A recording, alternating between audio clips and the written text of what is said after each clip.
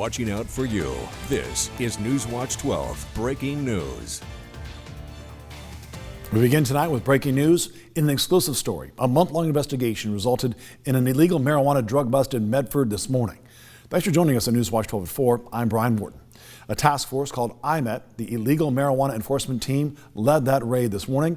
Newswatch 12's Kayla Michael was there this morning and has the very latest on what the opportunity was like and what law enforcement saw when they got there.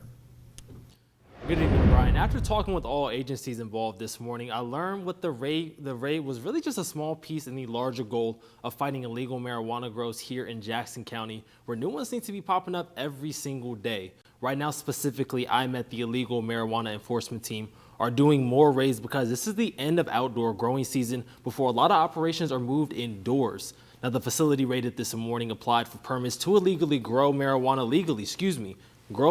but it never obtained them. There were about 35 workers detained inside once everyone was accounted for. Some of the larger players, quote unquote, were taken immediately into custody, while others were kept on site. Once this was done, other agencies were called in and the site was processed. Everything had to be sifted through and marijuana on site was tested and then destroyed. I spoke with Aaron Luce of Jackson County Sheriff's Department this morning on why specifically here these grows seem to be so prevalent.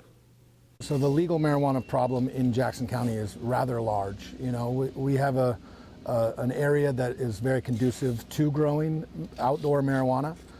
So it's been very difficult to stay on top of some of the scope of the operations here in the valley.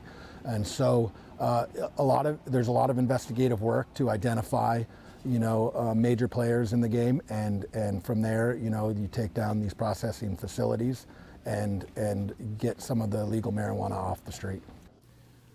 Aaron also told me that processing facilities near schools or that pose fire danger are targeted more quickly than others for the safety of everyone in those areas.